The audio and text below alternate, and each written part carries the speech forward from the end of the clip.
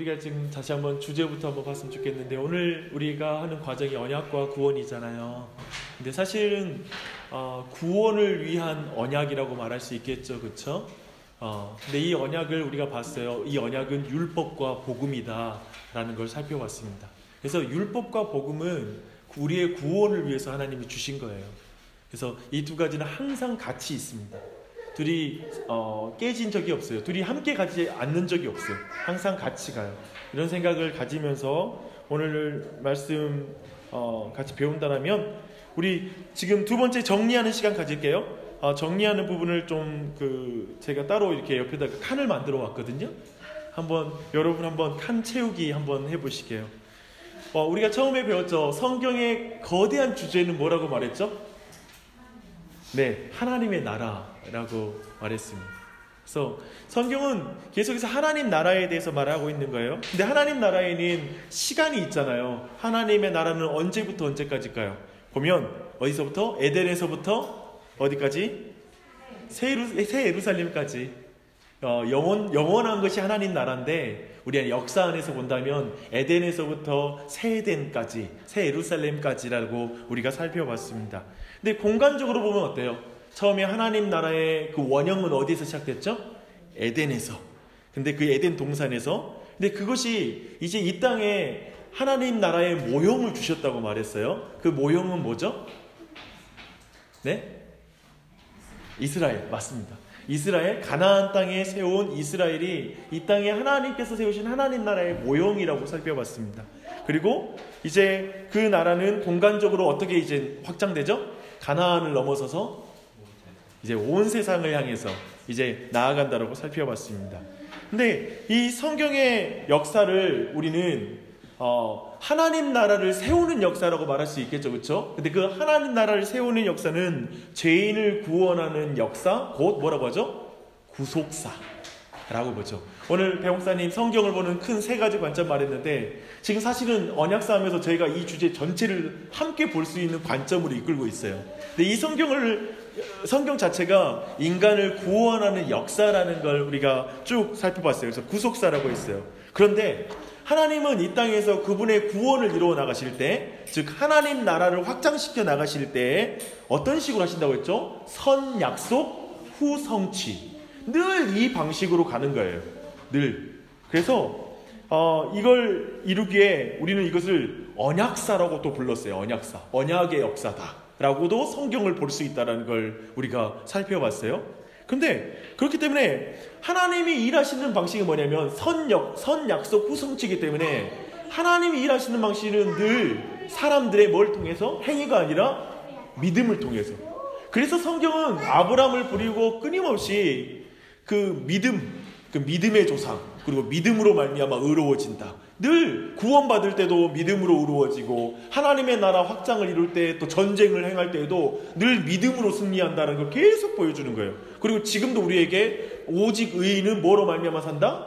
믿음으로 말미암아 산다. 끊임없이 말씀을 믿음으로 말미암아 가는 거예요. 그래서 지금도 동일해요. 우리 안에 오늘 우리가 이 공부를 하는 이유는 그저 그거밖에 없어요. 이 모든 시간을 통해 언약을 쭉 살펴볼 때 우리 안에 믿음이 커져요. 이 약속 이제까지 이루어오셨는데 이제 장차 오신다라고 하신 하나님의 약속도 반드시 이루어져 라고 믿음으로 사는 거예요. 그래서 보이지 않는 하나님 나라의 백성으로 살 수 있는 힘이 생기는 거예요. 이걸 믿을 때. 그걸 우리가 볼 수 있어요. 그래서 이렇게 믿음으로, 행위가 아니라 믿음으로 간다. 근데 우리는 언약의 종류를 크게 두 종류로 봤죠. 무슨 언약과 무슨 언약이 있죠? 행위 언약과 은혜 언약. 이 두 가지의 언약이 있다는 거 봤어요. 벌써 이제 다르네요. 첫 주에 우리 만났을 때 느낌하고 지금하고 또 다를 거예요. 그렇죠? 많은 것이 여러분한테 조금 익숙해져 있을 거예요. 이 두 가지의 언약이 있다는 걸 봤어요. 근데 두 종류의 언약은 철저히 뭘 나타내 주냐면 하나님의 성품을 드러내요. 하나님이 어떤 분이신지가 율법 안에 잘 나타나 있는 거예요.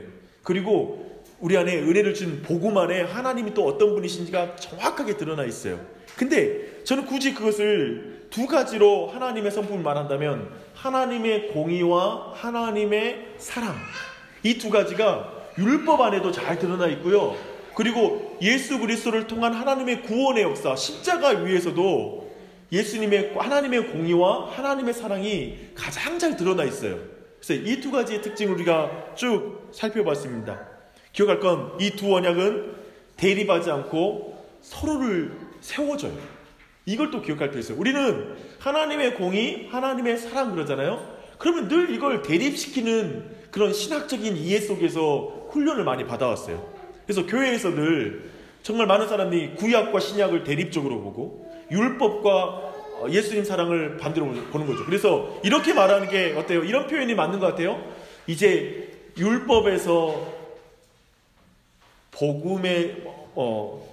율법에서 은혜로 옮겼습니다. 이제 율법이 아니라 우리는 복음에 따라 살아갑니다. 어쩌면 이런 표현들도 예리하게 생각해보면 틀린 표현이 될 수 있어요. 여전히 우리에게 율법이 있어요. 그렇죠? 우리는 은혜로 말미암아 율법을 지키는 시대에 살고 있는 거예요. 그리고 우리는 율법을 지켜 구원받는 게 아니라 은혜로 구원을 받고 율법을 여전히 같이 가는 거예요. 그래서 특별히 제가 여러분 이번 우리 온 교회 올해 처음으로 전체 필독서 율법과 복음인데요. 김영희 목사님이 책 두 번째 책을 쓰셨어요. 그래서 책 나왔는데 이 책 보면 제가 이제까지 나눴던 모든 이야기들 여기 담겨 있고요. 충분히 되는데 율법과 복음이에요. 율법에서 복음으로가 아니에요. 율법과 복음은 같이 가요. 근데 그 율법과 복음 정말 잘 나타내는데 이 책에 보면 이런 말이 나와요. 그 월터 목사님 이렇게 말씀하세요. 율법과 복음을 구분하는 바른 지식은 성경 전체를 바르게 이해할 수 있도록 해주는 영광스러운 빛이며 이 지식이 없다면 성경은 봉인된 책에 불과할 것이다.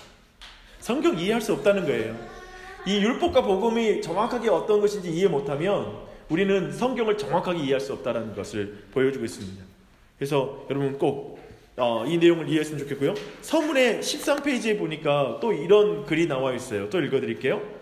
율법과 복음 사이의 구별과 연관성, 그리고 그것들이 서로 도우면서 서로를 설명하고 확립하는 것을 분명히 이해하는 것은 비범한 특권이며 영혼이 좌우 어느 편의 오류에도 휘말리지 않도록 지켜주는 복된 수단이다. 그렇죠? 율법과 복음을 정확히 이해할 때 서로가 돕고 있는 걸 알게 돼요. 이것이 반대 개념이 아니야. 그리고 이것이 서로 도와서 율법을 이해할수록 복음이 더 깊이 이해돼요. 그리고 복음을 이해하면 율법이 얼마나 소중한지 알게 돼요. 이것이 같이 가는 거라는 거예요. 그래서 이쪽 어느 한편에서는 오류를 범하지 않도록 우리를 지켜준다고 말하는 거예요. 그래서 우리가 공부하는 이 내용들이 정말 중요하죠. 그렇죠? 그래서 그 내용들을 우리가 쭉 살펴봐서 좀 서론적으로 길게 이야기를 여러분에게 다시 한번 나눴습니다. 근데요, 오늘 우리가 살펴볼 건 새 언약이에요. 그리고 새 언약의 성취에 대해서 볼 거예요.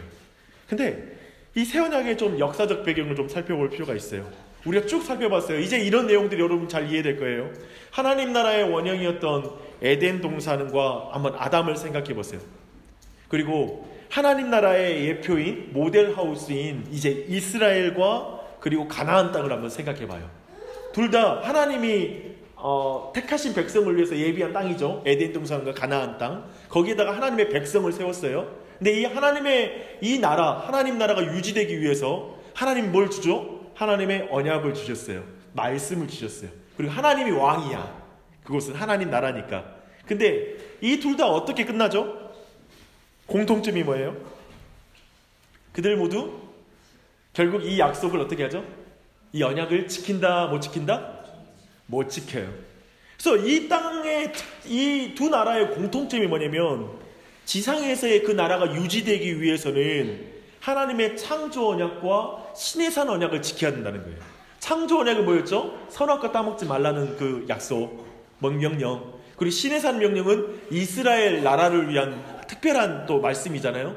그러니까 이 두 가지의 약속을 지키지 못하면 그 나라가 깨져요. 그래서 아담은 어떻게 되죠? 추방당해요. 에덴 동산에서. 이스라엘 백성은 어떻게 되죠? 이제 북이스라엘과 남유다가 멸망해서 이제 쫓겨나요. 그 땅에서. 그래서 그 일을 지금 반복되고 있다는 걸 보게 될 거예요. 즉 뭐냐면 지금 창조의 언약, 그 행위 언약, 그리고 신의 산 언약, 신의 산에서 맺었던 그 행위 언약이 다 깨지고 이제 그 백성이 흩어지는 그 상황 가운데 있을 때 하나님이 이제 새 언약의 말씀을 주시는 거예요. 이 배경적인 측면을 이해할 필요가 있어요. 이제 쉽게 말하면 이 두 번을 통하여 뭘 경험하냐면 죄인이 하나님의 법을 지킬 수 없구나. 하나님의 나라를 이 땅에서 우리의 실력으로 하나님의 나라를 만들 실력이 없는 게 역사적으로 이제 깊이 확인된 거예요. 이 상황에 이제 하나님이 새 언약을 주시는 의미가 있어요. 근데 그거 아세요? 좀 이걸 우리에게 개인적으로 적용해 볼까요? 우리는 끝까지 내 힘으로 하나님이 주실 걸 이룰 수 있는 것처럼 살아요.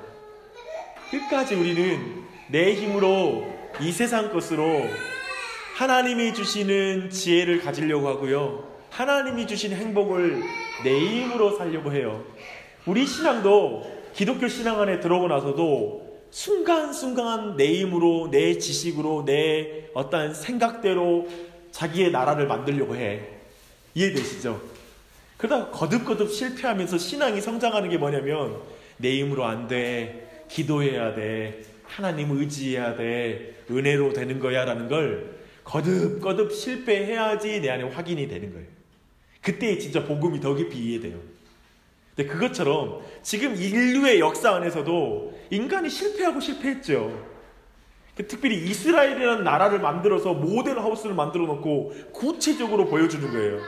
하나님의 법을 지킬 수 없는 인간의 상태를 여실히 완전하게 드러내고 나서 이제 새 언약의 말씀을 주는 거예요. 이런 맥락에서 이해하는 게 중요하겠죠. 근데 우리 이 말씀 보려고 한번 누가복음 22장 가게요.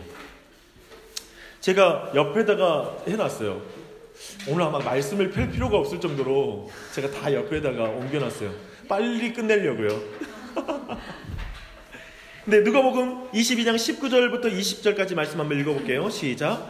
또 떡을 가져 감사 기도하시고 떼어 그들에게 주시며 이르시되 이것은 너희를 위하여 주는 내 몸이다. 너희가 이를 행하여 나를 기념하라 하시고 저녁 먹은 후에 잔도 그와 같이 하여 이르시되 이 잔은 내 피로 세우는 새 언약이니 곧 너희를 위하여 붓는 것이라. 지금 예수님이 주신 이 말씀을 주신 때가 십자가에 죽으시기 전에 제자들과 만찬을 할 때예요. 그렇죠? 6월절 식사 시간입니다. 근데 이때 새 언약을 주시는 거예요. 근데 이스라엘 백성에게 그리고 제자들에게 이 새 언약이라는 어휘는 굉장히 익숙한 거예요. 유대인들에게는 이 새 언약이 매우 익숙해요. 그리고 이 새 언약의 성취를 굉장히 오랫동안 기다려왔어요. 특별히 이 새 언약은 메시아를 통하여서 이루어진다는 걸 당시의 이스라엘 백성들은 다 알고 있었어요. 그래서 제자들에게 내가 이제 이 피와 그리고 이 살로 새 언약을 세운다라고 말했을 때는 지금 굉장히 그들에겐 익숙했던 개념을 새롭게 지금 듣는 거예요. 근데 이 내용이 예레미야 선지자를 통하여서 많이 예언됐어요. 봐봐요. 예레미야 31장 31절 34절 32장 그리고 33장 14절 16절 새 언약에 대해서 예레미야를 통해서 그리고 에스겔 선지자를 통해서도 구체적으로 말씀했어요. 아까 말한 것처럼 이 예언 때문에 이스라엘 백성에게 새 언약이란 말이 익숙한 거예요. 그리고 기다려왔던 내용이라는 거예요. 근데 이 새 언약을 그러면서 우리는 이 새 언약을 이해하는 것이 굉장히 복음을 이해하는데 굉장히 중요해요. 왜냐하면 오늘 말씀 봐봐요. 예수님께서 자신의 살과 피를 나눠주면서 새 언약을 세운다고 하잖아요. 그런 의미에서 예수님의 죽으심의 의미와 이 새 언약의 성취는 굉장히 밀접한 거예요. 그래서 관련이 있는 거야. 그래서 복음을 이해하려면 새 언약을 알아야 돼요. 그게 무슨 내용인지 이해할 필요가 있다는 것이죠. 그렇게 본다면 새 언약이 무엇인지 이제 살펴볼게요. 예레미야 31장 31절로 34절 말씀입니다. 제가 그 아래에 말씀 이렇게 가져왔어요. 함께 읽겠습니다. 여호와의 말씀이니라. 보라 나를 이르리니 내가 이스라엘 집과 유다 집에 새 언약을 의지라. 이 언약은 내가 그들의 조상들의 손을 잡고 애굽 땅에서 인도하여 내던 날에 맺은 것과 같이 아니할 것은 내가 그들의 남편이 되었어도 그들이 내 언약을 깨뜨렸습니다. 여호와의 말씀이니라. 그러나 그날 후에 내가 이스라엘 집과 맺을 언약은 이러하니 곧 내가 나의 법을 그들의 마음에 기록하여 나는 그들의 하나님이 되고 그들은 내 백성이 될 것이라. 여호와의 말씀이니라. 그들이 다시는 각기 이웃과 형제를 가르쳐 이르기를 너는 여호와를 알라 하지 아니하리니 이는 작은 자로부터 큰 자까지 다 나를 알기 때문이라. 내가 그들의 악행을 하고 다시는 그 죄를 기억하지 아니하리라. 여호와의 말씀이니라. 지금 예레미야를 통하여서 하나님께서 지금 내가 이스라엘 집과 유다 집에 새 언약을 세우리라고 31절에서 말하는 거예요. 근데 여기서 철저히 지금 강조되는 게 뭐죠? 내가라고 말해요. 하나님이 하리라는 거예요. 우리가 지금 계속 말했죠. 은혜로운 언약은 하나님이 내가 하리라 라는 것이 은혜로운 언약이고, 행위 언약은 너희가 시키면 내가 이렇게 하리라 라고 조건적으로 거는 게 행위 언약이라고 배웠어요. 근데 지금 이 새 언약은 뭐냐면 내가 하리라 라고 말하는 언약이에요. 은혜로운 언약이라는 걸 볼 수 있어요. 근데 이 언약은 뭐라고 하죠? 31절 보니까 신에서 한 언약과 같지 않은 언약이다 라고 말하는 거예요. 그렇죠? 애굽에서 나와서 맺은 언약과는 같지 않은 언약이다 라고 그 성격을 규정하고 있어요. 근데 33절에 보니까 신에서 한 언약을 깨뜨린 이스라엘 집에 세울 언약이다 라고 또 구체적으로 말해요. 그렇죠? 그러니까 이 언약은 언약을 깨뜨린 사람들에게 주는 또 다른 언약이에요 라는 걸 보여주고 있어요. 그래서 그 구체적인 내용을 한번 차근차근 봐볼게요. 근데 그 새로운 언약은 뭐냐면 33절에 보니까 내가 나의 법을 그들의 마음에 기록할 것이다 라고 말합니다. 이걸 신비라고 그래요. 마음 심자해서 마음의 비석에다가 새기는 거예요. 첫 언약은 어디다 새기죠? 그렇죠? 십계명을 돌판 위에다가 새기시잖아요. 그렇죠? 근데 이제 마음에 세울 것이다. 그 의미 자체는 뭐냐면 고린도후서 3장에 있는 내용이기도 해요. 한번 옆에 제가 말씀 적어놨어요. 함께 읽어볼게요.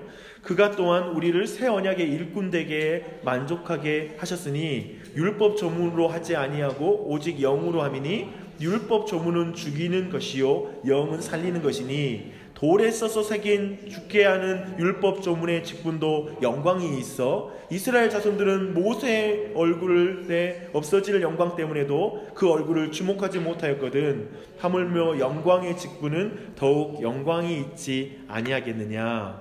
사실 이 말씀은 새 언약의 일꾼에 대한 말이에요. 네, 벌써 새 언약의 일꾼을 말할 때 뭐냐면 그 새 언약은 영으로, 이제 그 새로운 언약은 죄인의 마음속에 행하시는 성령의 역사라는 것을 계속 말하는 거예요. 그리고 이제 우리의 직분은 이 새로운 영의 직분이다, 새 언약의 직분이다 라고 이렇게 말하고 있습니다. 그런데 이런 의미에서 분명하게 옛 언약과 새 언약은 달라지는 거예요.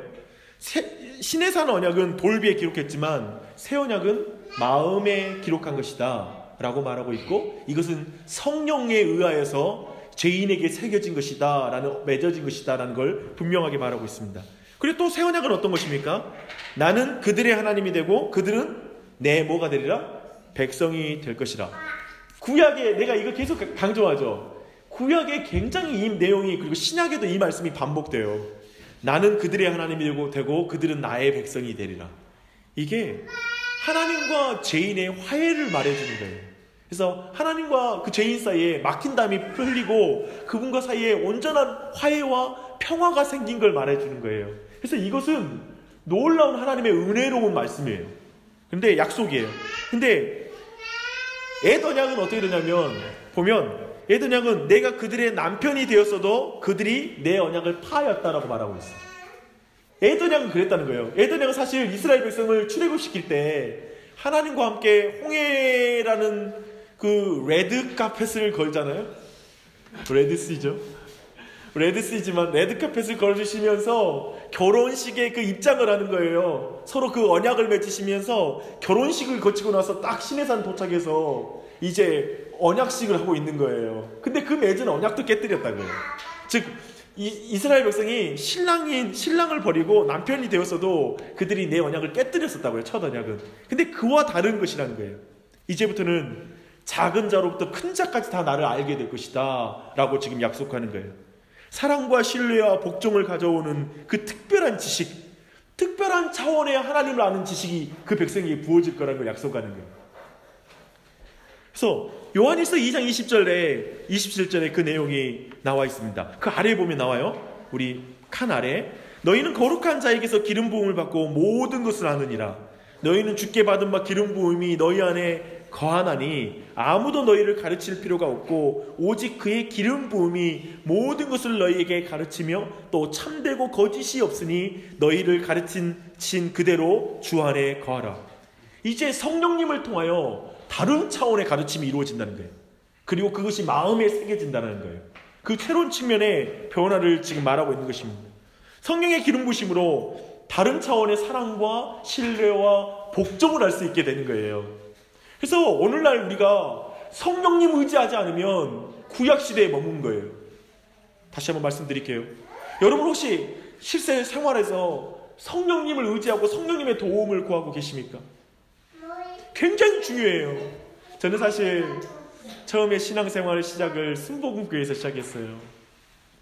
그리고 제가 순복음 신앙에서 지금 장로교 목사가 됐으니까 아마도 제가 그 부분에서 여러분의 좀 상처도 있었고 순복음 신앙을 떠나는 이유도 있었습니다. 근데 제가 순복음 신앙에서 배운 가장 귀한 게 뭔지 아십니까? 근데 그게 제 안에 아직까지 있는 것 같아요. 그리고 아직도 제가 장로교 안에 있으면서도 장로교 안에 경계하는 모습들이 있어요. 뭐냐면 장로교 안에 굉장히 지적이고 지식적으로 하나님에 대해서 이해하면서 자기가 생각하는 거 안에서 신앙생활 하려고 하는 모습들이 되게 많아요. 대신 성령님께 의존하는 거, 하나님께 의존하는 지점들이 제가 순복음에서 경험했던 한 가지는 뭐냐면 되게 순수해요. 그저 막 절대적으로 그분께 의존하려고 하는 경향성들이 되게 강해요. 저는 아직도 순복음 신앙의 그 모습의 귀한 모습을 제가 본받아야 된다고 생각하고 제가 순복음 신앙을 통해서 배운 좋은 유산이라고 생각해요. 제 말은 장로교에서 성령님을 의존하는 게 불가능하다는 말이 아니에요. 자세히 보니까 그래도 치우치기 쉬운 것 같아요. 머리로 이해하고 이런 내용을 배워나갈 때, 언약신앙을 배워나갈 때 동일해요. 근데 제가 다시 한번 말씀드리고 싶은 건 제가 오늘날 또 우리 교회 교우들을 보면서도 많이 느끼는 지점이기도 해요. 어떤 거냐면 되게 교회에서 성경 말씀 깨닫고 아마도 이렇게 나눔을 할 때 알긴 아는데 안 되는데 어떡해요. 이런 식의 나눔이 참 많은 것 같아요. 참 너무나 많이 알지만 아는 것도 부담스럽다. 괜히 내 안에 정죄감만 느껴지고 무력해진다라는 식의 이야기들이 많은 거죠. 근데 저는 말하고 싶어요. 그래서 어떻게 할까요? 그래서 더 성령님을 의지해야 돼요. 지금 말하는 건 뭐냐면 우리에게 준 이 새 언약과 이 성취는 뭐냐면 성령님을 통하여서 다른 차원의 신뢰와 사랑과 순종을 할 수 있는 일에 우리를 이끌어가는 거예요. 이게 성령님의 사역인 거예요. 그래서 성령 충만함을 구하고 성령님을 의지하는 기도를 자꾸 우리 안에 강조해야 돼요. 자꾸 말씀 사역이 있는 곳에는 성령님에 대한 강조가 더 강해져야 돼요. 저는 그렇게 믿어요. 오늘날에는 말씀을 강조하고 어떤 때는 성경 강조하고 어떤 때는 성령을 강조해요.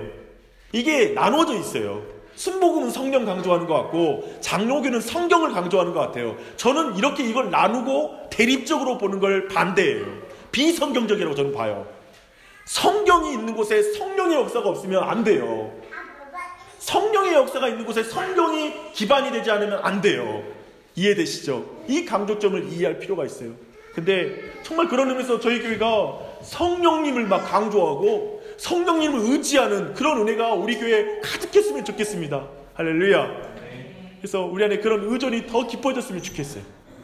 이걸 우리가 기억할 필요가 있겠죠. 근데 지금 새 언약이 바로 이걸 강조하는 거예요. 또 다른 차원의 그리고 그 성취를 볼 수 있다는 것이죠. 근데 이제 34절 보니까 내가 그들의 죄악을 사하고 다시는 그 죄를 기억하지 아니하리라. 사실 신의 산 언약을 생각해봐요. 저 율법 가운데는 죄를 지을 때마다 반복적으로 속죄의 제사가 필요했잖아요. 근데 그 양심까지는 깨끗하게 못했어요. 그 양심까지는. 그게 한계예요. 근데 새 언약은 그 백성의 양심으로부터 자유케 한다는 거예요.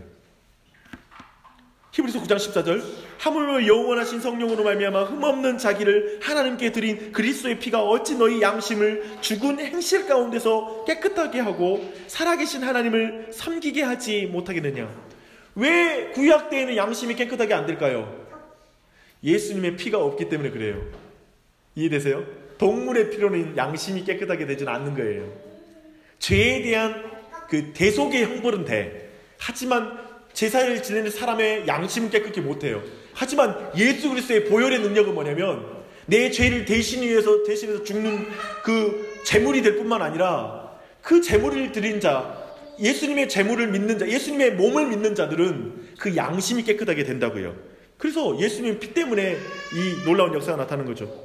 그래서 이 놀라운 약속은 누구에게 주어진 것이죠? 그들 곧 새 언약의 백성들에게만 주어진 것입니다. 그가 거룩하게 된 자들을 한 번의 제사로 영원히 온전하게 하셨느니라. 할렐루야. 아멘. 그래서 우리는 기본적으로 이렇게 예레미야 31장 통해서 새 언약에 대한 개념들을 좀 잡으셨죠, 그렇죠? 좀 이해할 수 있도록 우리가 좀 나눴습니다. 그렇다면 구체적으로 이 새 언약에 대해서 히브리서가 이 새 언약에 대한 이 부분을 해석해 주는 게 있어요. 이 본문을, 방금 읽었던 본문을 히브리서에 보니까 해석해 주고 있어요. 이건 성경 찾아봐야 돼요. 제가 지금 못 가져왔어요.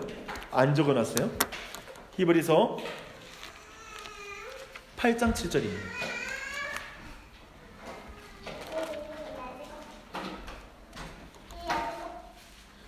8장 7절로 13절 말씀. 네, 우선 중간의 내용들은 반복되는 내용이라서 7절 먼저 읽어볼게요. 저 첫 언약이 무흠하였더라면 둘째 것을 요구할 일이 없었으려니와 그들의 잘못을 지적하여 말씀하시되 주께서 이르시되 볼지어다 날이 이르리니 내가 이스라엘의 집과 유다 집과 더불어 새 언약을 맺으리라. 그리고 나서는 우리가 방금 읽었던 내용이 쭉 이어져요.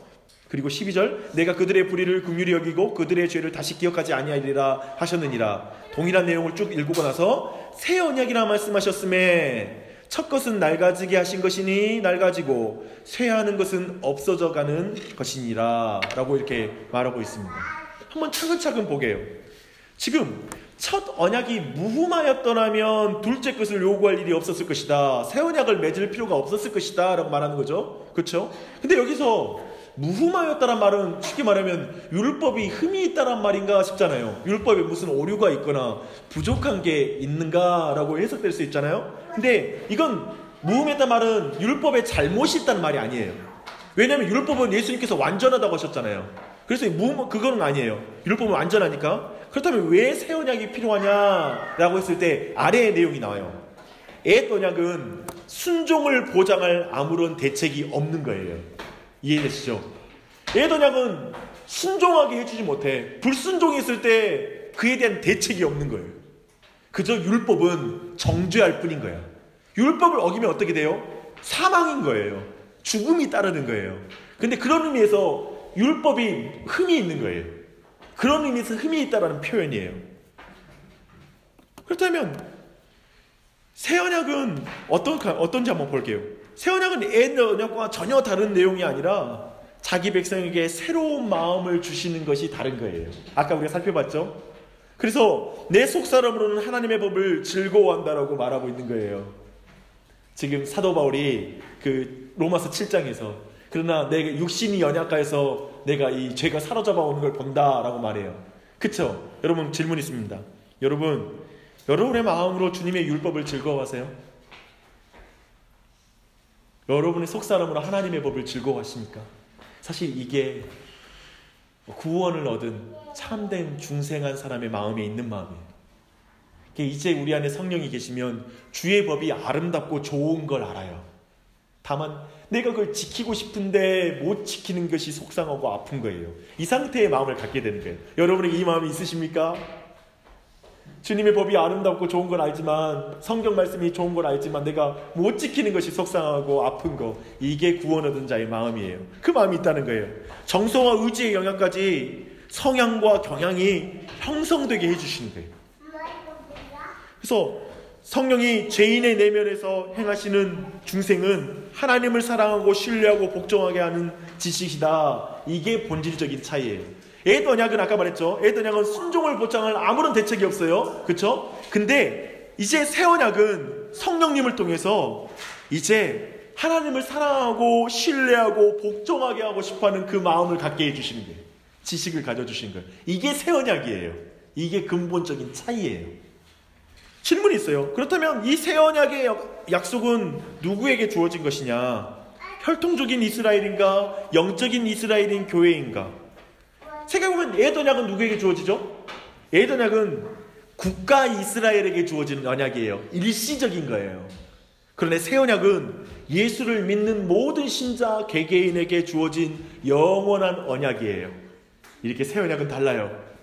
옛 언약은 외부적인 것으로 행위에 속한 것이 되게 많아요. 그 법의 특징이 살인하지 말라, 가늠하지 말라. 그런데 새 언약은 내면의 마음에 관한 법이에요. 그래서 미움을 갖는 것, 음욕을 갖는 것까지도 새 언약은 분명하게 지적하고 있어요. 그래서 이제 옛 언약은 온 땅에 임하게 될 종말론적 하나님 나라를 얘기하는 일시적이고 과도기적인 질서로 의도된 거예요. 이거 계속 우리가 제가 몇 번에 걸쳐서 말했죠. 옛 언약은 매우 과도기적이에요. 모델하우스예요. 일시적이에요. 그리고 이것은 모델하우스는 원래 집 생기면 부숴버리잖아요. 그것처럼 사라지는 거예요. 사라지는, 물론 율법은 영원한 것이지만 이 의미는 좀 다른 차원에서 율법의 기능을 말하는 거예요. 다른 차원에서.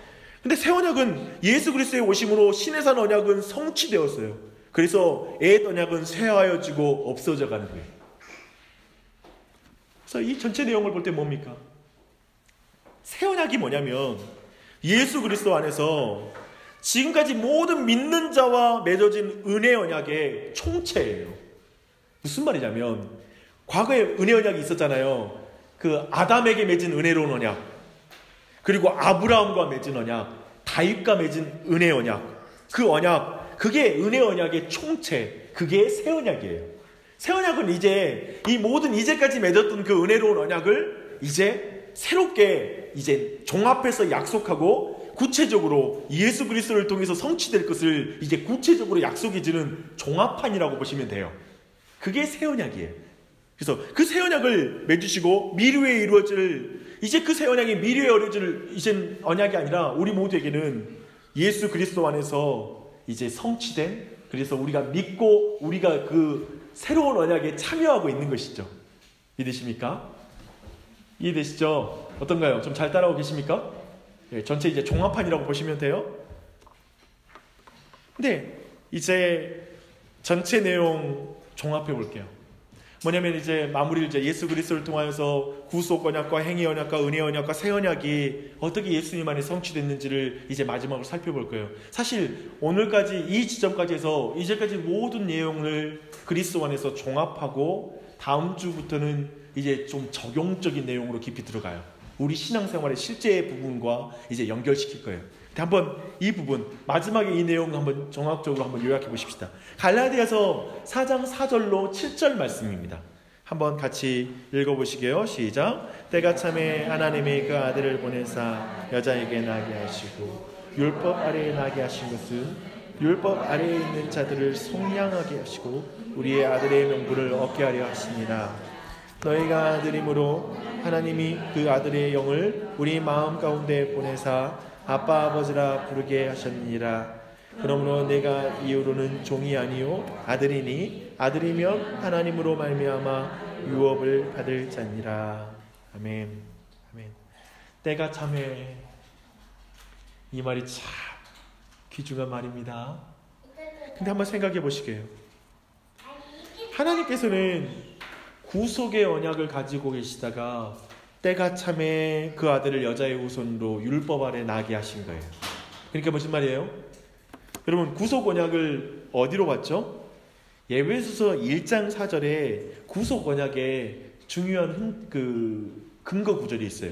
뭐냐면 곧 창세전에 그리스도 예수 안에서 우리를 택하사 예수 그리스도를 보내주신 거예요. 그렇죠?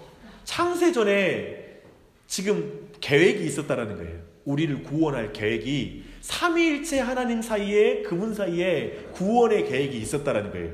근데 이것을 굳이 언약이라는 표현으로 만든다면 구속의 언약이 삼위일체 하나님 사이에 이미 계획이 세워진 거예요. 그분 삼위일체 하나님 사이에 이 약속을 하신 거예요.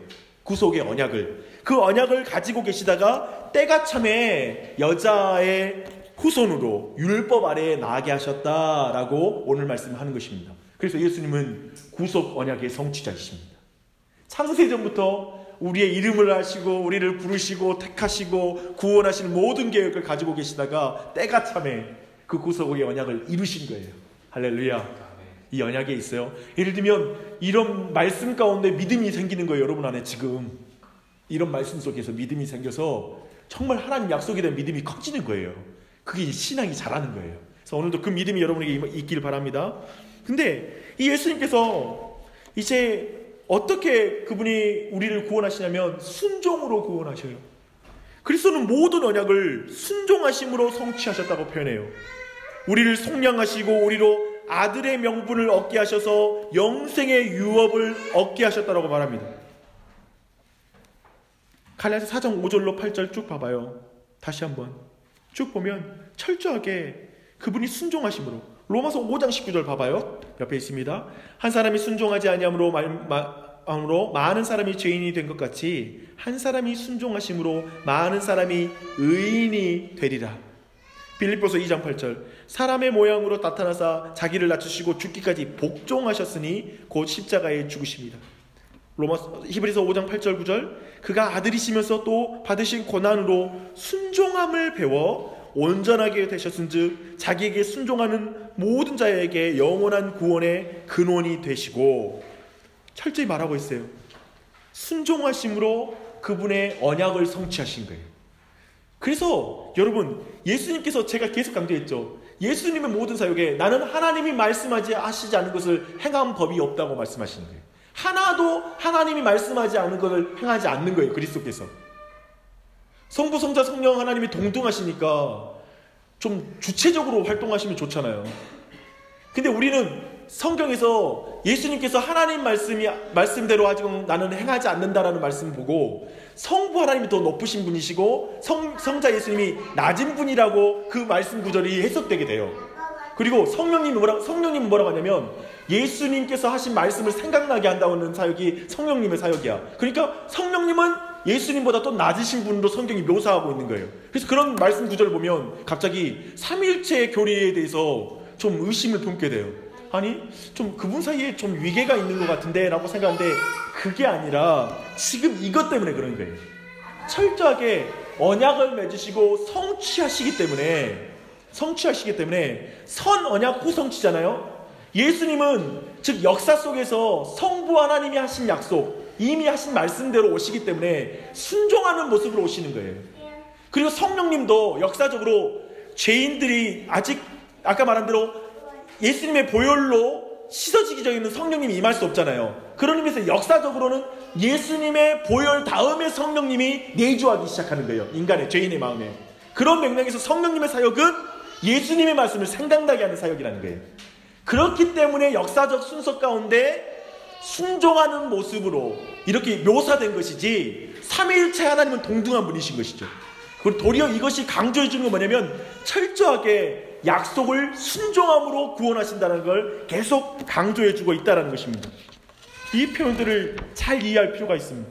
그런데 이 순종을 두 가지로 구분할 수 있어요. 그게 뭐냐면 따라하겠습니다. 능동적인 순종, 수동적인 순종.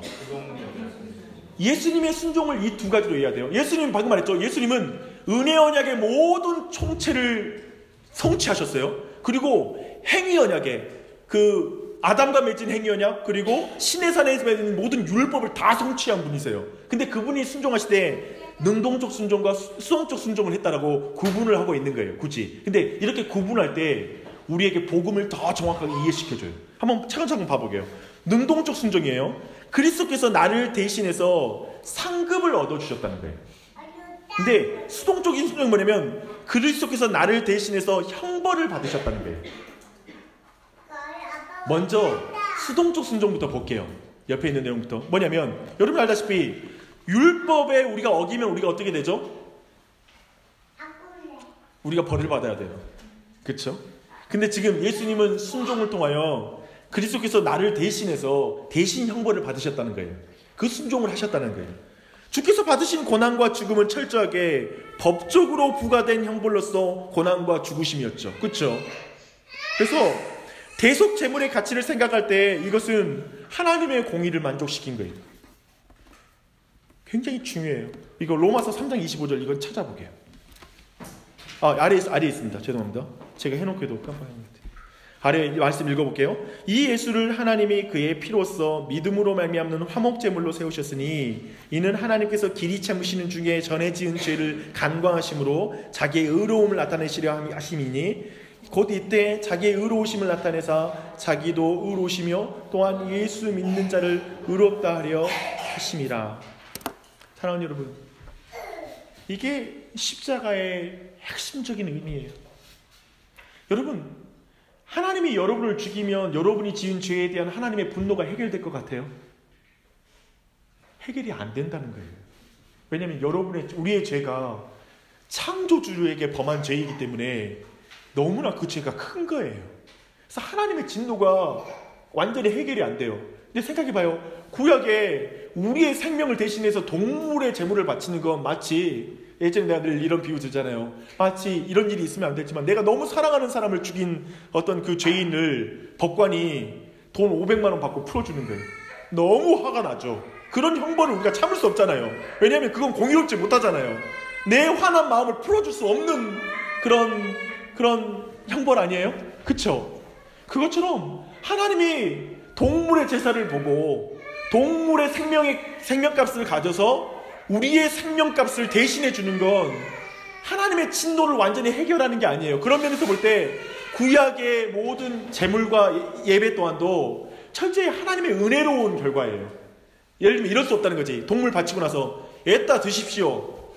피 드십시오. 피 좋아하시니까. 그러니까 용서해 주십시오 라고 당당할 죄인이 없는 거예요. 구약에서도. 구약에도 하나님의 은혜를 믿는 백성들은 그 제물을 바치면서도 하나님의 은혜에 감사할 뿐이에요. 이걸로 내 죄가 해결될 수 없는 그런 것이란 걸 충분히 알면서 은혜를 간구하면서 제물을 드렸다는 거예요. 이해되시죠? 그런데 십자가에 달리신 예수 그리스도의 그 보혈은 우리의 생명 값하고 비교하면 어때요? 이건 이제 반대로 바꿔버린 거죠. 마치 우리는 동물의 제물, 그 생명의 값어치밖에 안 되고 예수님의 피는 무죄한 피잖아요. 마치 십자가에 의해 살렸을 때 옆에 있는 죄인 중에 한 사람이 우리는 마땅히 우리 죄 때문에 죽을 사람이야. 하지만 이분은 무죄한 분이셔 라고 고백했던 그 고백이잖아요. 근데 우리는 죄 때문에 죽어 마땅한 형벌인데 예수님은 그렇지 않아요. 그래서 예수님이 십자가에 달려 죽었다라는 건 뭐냐면 하나님의 진노가 정말 말할 수 없는, 도저히 우리가 상상할 수 없는 가치의 대가를 지불하신 거예요. 우리의 죄를 위해, 우리를 죄에서 살리시기 위해서 무죄하신 예수님의 피가 드려진 거예요. 그러니까 하나님의 공의에, 하나님의 그 공의로운 마음이 풀리는 거예요. 왜냐하면 작은 잘못했는데 더 큰 보상을 드린 거거든요, 하나님께. 그래서 예수의 피를 믿어야 구원받는 거예요. 이해되십니까?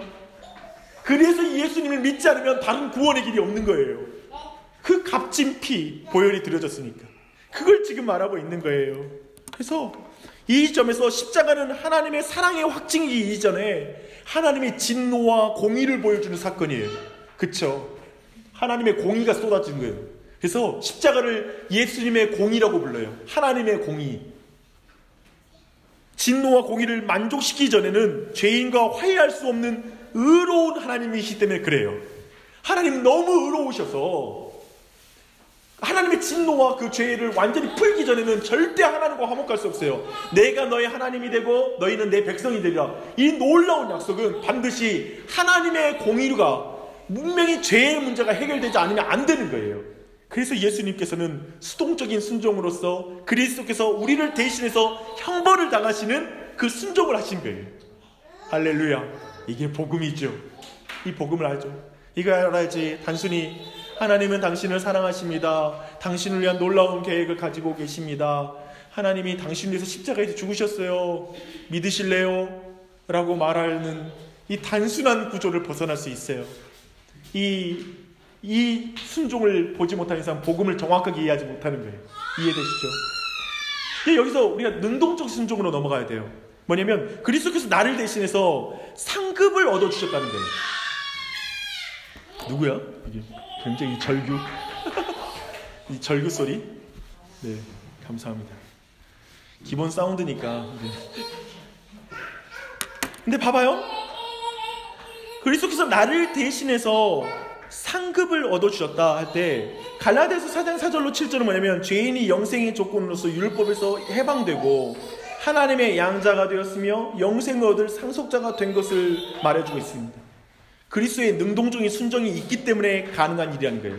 옆에 보면 마태복음 3장 15절, 5장 17절, 그리고 요한복음 10장 18절, 15장 10절, 갈라디아서 4장 4절로 5절, 히브리서 10장 7절로 9절 쭉 나와 있어요.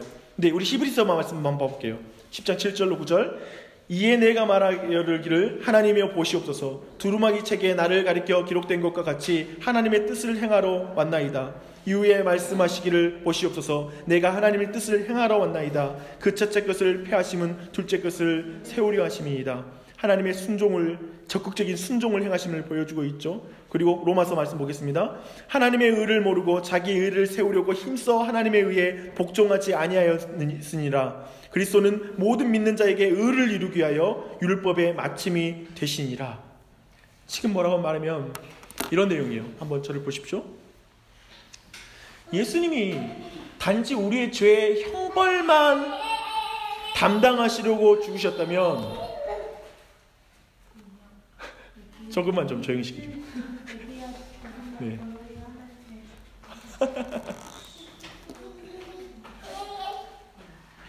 단지 예수님이 죄의 형벌만 담당하시려고 죽으셨다면 하나님의 자녀가 되고 영생을 얻는 상속자가 되는 것은 우리가 해야 될 역할이 될 거예요.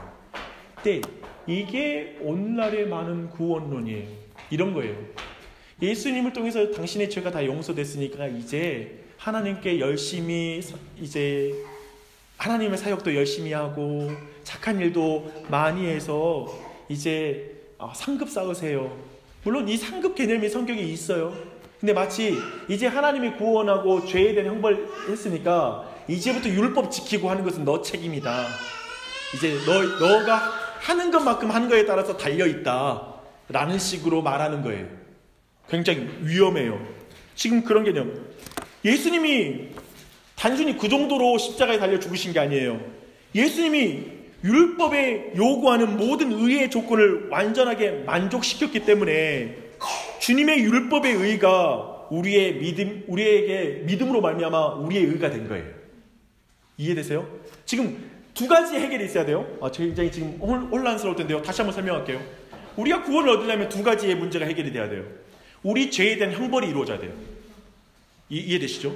이건 예수님의 소극적인 순종을 통하여 죄에 대한 형벌이 이루어진 거예요. 또 하나는 뭐냐면 우리가 의로워져야 돼요. 의로워져야 돼요. 근데 이 의로워지는 것을 위해서 우리가 노력해서 의로워지는 게 아니라 예수님께서 그분이 율법을 다 지키신 거예요. 다 성취하셔서 예수님이 의로운 옷을 입으신 거예요. 그래서 우리가 예수님을 믿을 때 우리의 죄의 문제만 해결되는 게 아니라 예수님의 의로운 옷이 우리에게 입혀지는 거예요. 그래서 마지막 날에 주님 앞에 섰을 때 자꾸 털모자, 개털모자, 무슨 모자 상상하지 마시고요. 그게 아니라 우리 모두 예수님을 믿을 때 우리 안에 의로운 옷이 입혀지는 거예요. 이 개념을 이해해야 돼요. 그때는 예수님의 의로운 옷이 우리에게 입혀지는 거예요. 이 사실을 기억할 필요가 있습니다. 그 차이를 볼 필요가 있다는 거예요. 이 지점을 가져야 돼요. 그렇지 않으면 우리가 이 땅에서 이제 예수 믿고 살아가는 삶이 마치 내 노력으로 더 거룩해지고 더 온전해지는 문제로 가버리는 거예요. 아니에요. 예수님 믿고 나서도 우리는 예수님의 의로 말미암아 의로워지는 거예요. 그리고 우리가 하는 것은 그 은혜에 대한 감사로 그 하나님의 백성다워지는 일들을 하는 거예요. 그래서 이 개념을 이 안에서 깊이 발견할 필요가 있습니다.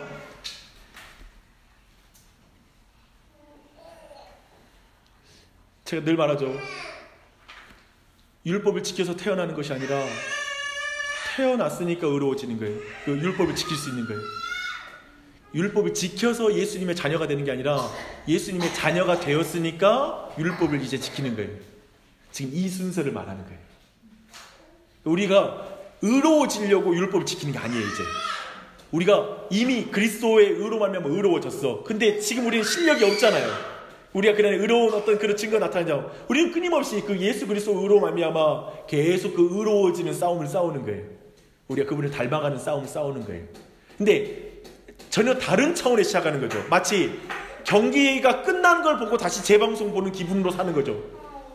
우리의 마지막에 예수님 안에서 의로워져서 천국에 들어갈 걸 믿어. 그 상태로 죄와 싸우는 것과 내가 죄와 싸워 이겨야지만이 구원받아라는 마음으로 사는 거하고 다른 거지. 완전히 다른 게임이죠. 그죠? 때로는 우리가 인생을 살아가며 죄를 짓고 넘어져요. 의롭지 못한 나를 보게 돼. 그리고 내 안에 망가지는 삶을 보게 되고 절망스러운 내 실력을 보게 돼. 근데 예수님의 의로 말미암아 의로워지는 걸 믿고 다시 그 싸움을 싸우는 거예요. 그걸 보는 거예요. 근데 그 순간에 구원의 문제로 흔들리고 내가 구원받았을까? 막 그렇게 흔들리는 차원이 아닌 것이죠. 내가 그리스도의 의만 믿으면 그 구원을 받고 그 상태로 이 모든 싸움을 싸울 수 있는 힘이 생긴다라는 거예요. 그걸 지금 말하는 거예요. 굉장히 중요하죠. 그렇게 본다면 굉장히 우리의 실질적인 삶에 영향을 주는 이 말씀인 것입니다. 그래서 적극적인 순종을 우리가 믿어야 됩니다.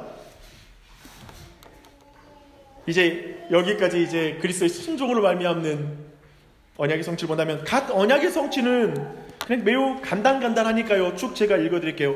행위 언약과 그리스도예요. 계속 우리가 살펴봤던 내용이라서 쭉 읽을게요. 행위 언약, 은혜 언약, 구속 언약. 예수님이 어떻게 이걸 성취하셨는지 보게요.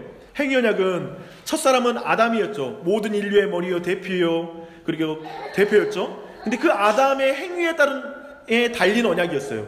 근데 아담은 불순종했고 영생의 유업을 얻는데 실패했어요. 그리고 영원한 죽음이라는 대가를 아담은 받았어요. 근데 우리에게 둘째 아담이 오셨어요. 그는 모든 믿는 자의 머리예요. 언약의 대표예요. 그래서 그가 첫째 아담의 실패로 말미암아 초래된 죄의 형벌을 완전하게 받으심으로 하나님의 공의를 만족시켰어요. 그리고 플러스해서 아담과 동일한 조건 속에서 모든 율법을 완전하게 순종함으로써 완전한 의를 얻으심으로 모든 믿는 자들에게 영생의 상속자가 되게 하셨어요. 그래서 있잖아요, 여러분 예수님을 믿으면 우리가 첫사람 아담의 상태로 돌아가는 게 아니에요. 죄 짓지 않았던 아담 상태로 돌아가는 게 아니에요. 아담보다 더 좋은 상태가 되는 것이죠. 예수님의 의로 말미암아 의로워진 상태. 이해되시죠? 그 상태가 되는 거예요.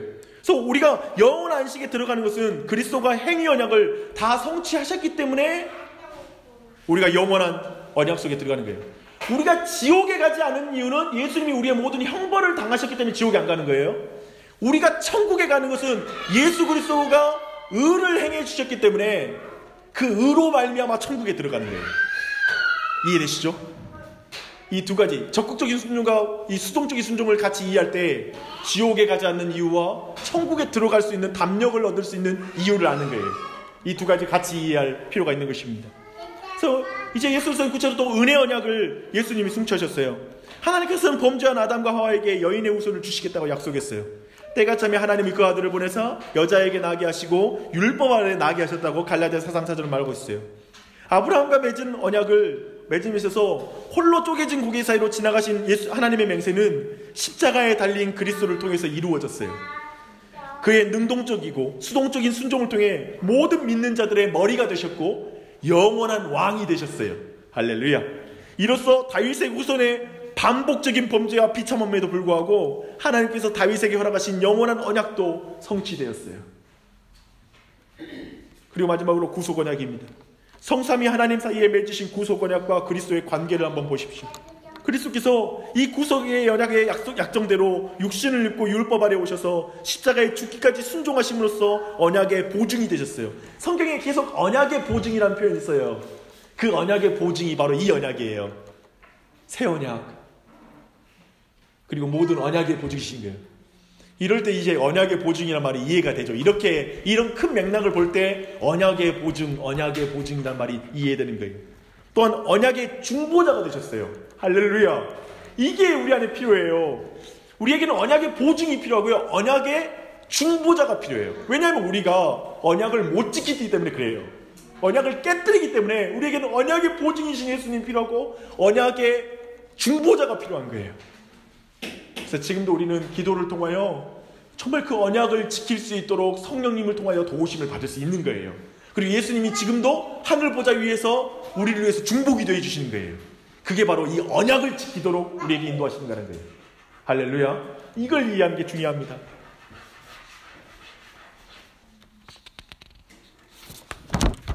이제 마무리하는 시간을 가질게요. 사실은 큰 맥락에서는 이게 큰 줄기로는 이번에 전체 강의의 한 부분, 일부를 마쳤다고 생각할 수 있는 시간인 것 같아요. 여러분, 복음의 광대함이 보이세요? 복음이 얼마나 긴 역사와 그리고 복음이 얼마나 그 창세 전부터 시작된 복음의 그 광대함. 그러니까 시간적으로도 광대하고요, 공간적으로도 광대해요. 그리고 시간과 공간 속에서 이루어진 그 등장인물도 너무 광대하고요. 그리고 특별히 창조주가 그 시간과 공간 안으로 들어와서 이루신 그 구원의 역사는, 그 약속의 성취는 너무나 큰 거예요. 우리는 그 언약 안에 있어요. 그래서 그렇기 때문에 우리는 끊임없이 그리스도 안에서라는 말을 이해할 수 있어요. 그래서 예배소서 가운데 끊임없이 그리스도 안에서라는 말은 그 놀라운 언약을 우리는 충분히 이해되는 거예요. 그리고 이 행위 언약의 성취라는 근거 위에서 은혜 언약에 거저 주어지는 값없는 구원이 무엇인지 우리가 이제 이해하게 되는 것입니다. 놀랍죠? 그래서 이 맥락에서 이해할 때 복음은 바르게 이해됩니다. 히브리서 2장 3절에 이렇게 말합니다. 우리가 이같이 큰 구원을 등한히 여기면 어찌 그 복음을 피하리요. 이거예요. 이렇게 언약사를 통하여서 거대한 성경의 구속의 역사 가운데 하나님의 나라의 거대한 관점으로 복음을 이해하게 되면 우리가 이같이 큰 구원을 등한히 여기면 어찌 그 복음을 피하리요. 현대의 사람들이 예수 없어도 구원받을 수 있어, 다른 종교로도 구원받을 수 있어 라고 말하잖아요. 그게 하나님이 사랑인 거야. 하나님이 사랑이면 그렇게 일해야 돼 라고 말하잖아요. 그 사람들이 이 말씀, 이 복음의 광대함을 만났을 때 그 말을 할 수 없지요. 하나님이 이렇게까지 약속하고 역사를 이끌어서 예수까지 보내주셨어. 그런데 다른 구원의 길이 있는데도 왜 예수님을 보내주셔요? 다른 구원의 길이 있는데 왜 굳이 예수님을 보내주시겠어요? 그럴 수 없죠. 철저히 예수 그리스도만이 구원의 길인 것입니다. 따라서 새 언약하에 신자가 받아 누리는 모든 복의 근거는 예수 그리스도와 그리스도의 순종으로 말미암아 복 받는 거예요. 그래서 여러분 이것에 아멘 해야 돼요. 예수님이 여러분에게 있는 것이 복입니다. 이게 아멘 해야 돼. 아멘 해야 돼요. 우리의 칭의와 성화도 그리스도에게 달려있어요. 이 땅에서 우리가 의로워지는 것도 그리스도로, 예수님 닮아가는 것도 그리스도로 말미암아 달려있어요. 아멘. 모든 믿는 자에게 믿음의 의를 주시기 위해 순종의 의를 이루셨고, 또한 우리의 성화를 위해 거룩함이 되셨다라고 고린도전서 1장 30절은 말하고 있습니다. 창세기 3장 15절에서 하나님께서 홀로 하신 은혜의 언약들 때문에 우리는 장차 영생의 유업을 얻기 위하여 영원한 안식에 들어갈 것입니다. 할렐루야. 창세기 3장 15절의 언약이 계시록 22장에서 성취되는 것입니다. 그레이션 메이첸이 쓴 천국문 앞에서라는 한 글이 있는데요. 이 내용이 아마도 이제까지의 모든 내용을 매우 다른 차원으로 우리에게 와닿게 정리해 주는 글인 것 같습니다. 제가 읽겠습니다. 하나님의 율법, 천국문 앞이에요. 지금 사람아, 너는 나의 명령을 순종했는가? 은혜로 구원받은 받은 죄인? 아니요, 나는 그 명령을 불순종했습니다. 나의 언약의 머리였던 아담 안에서 불순종했고 나 스스로도 생각과 말과 행위로 불순종했습니다.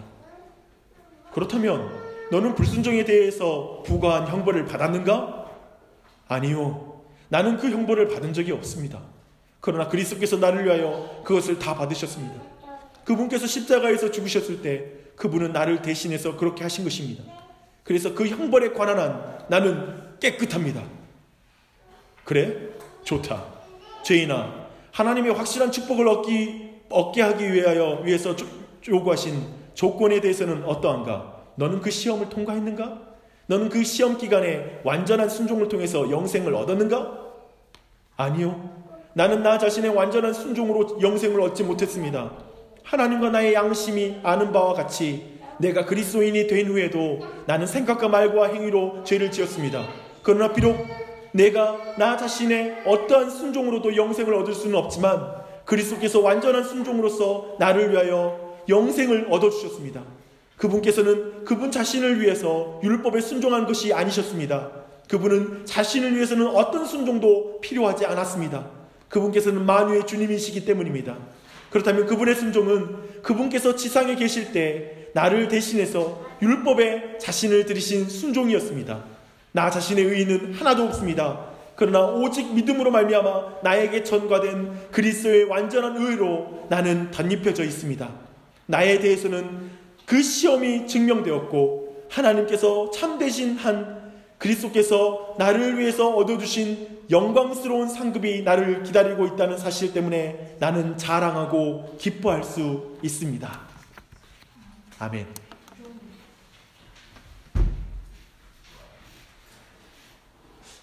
전체 내용을 통하여 전체 내용을 요약했습니다. 오늘 내용에 대한 질문 받고 마무리하겠습니다.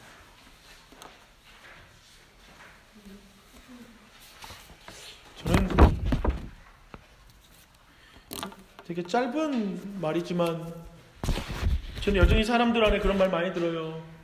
주님 앞에 부끄러워서 어떻게 가죠? 라는 말이에요. 지금 바로 가면 안 될 것 같은데요. 뭔가 일을 많이 하고 가야 될 것 같은데요. 그 마음이 어떤 말인지 공감이 돼요. 그래도 주신 사명을 다 잘 이루고 싶다는 말이죠. 아직은 내가 더 주님께 영광 돌리고 싶다는 좋은 표현이라고 생각합니다. 하지만 주님 앞에 서는 날에 오직 예수 그리스도의 순종과 그로 말미암는 의를 앞세우게 될 것입니다. 아멘. 네. 하나님 아버지, 이렇게 매주마다 이 시간을 떼어서 성경을 보는 중요한 틀인 언약을 배우게 해주시고 그 언약을 통하여 율법과 복음에 대해서 이해하게 해주시니 감사합니다. 우리가 이제까지 신앙생활하며 막연했던 것들, 그리고 불분명했던 것들, 또 구분되지 않고 혼동되었던 많은 것들이 우리 안에 잘 정리되는 시간이 되게 해주시고 그래서 더 주님을 잘 섬길 수 있는 일에 쓰임받는 시간 되길 간절히 기도합니다. 그리고 더욱 복음을 기뻐하고 복음의 은혜를 알아가고 그래서 더욱더 예수님을 찬양하고 그리스도 안에서라는 의미, 언약의 중보자라는 의미, 언약의 보증이라는 의미, 성경 속에 있는 수없이 많은 내용들을 이해하는 그 의미를 우리가 더욱더 알아갈 수 있도록 인도해 주시옵소서. 그래서 주님을 더욱더 알아가며 다시 오시겠다고 말씀하신 그 예수님을 믿음으로 말미암아 보이는 이 세상 속에서 예수님 하나님의 말씀을 충실하게 지켜나가는 하나님 백성으로 이 땅을 살아갈 수 있도록 인도해 주시옵소서. 주님, 오늘도 은혜 주시니 감사드리며 주님, 특별히 오늘 또 마지막으로 이 시간을 참여한 보수자매를 기억해 주시고 그와 그의 삶 가운데 함께 해주셔서 또 세종시에서 꾸준하게 하나님의 말씀을 배울 수 있는 곳에 교회를 만나게 해주시고 거기서 아름답게 신앙생활할 수 있도록 인도해 주시옵소서. 오늘도 은혜 주시니 너무나 감사드리며 또 점심 식사의 교제 가운데도 함께 해주시옵소서. 예수님의 이름으로 기도드립니다. 아멘.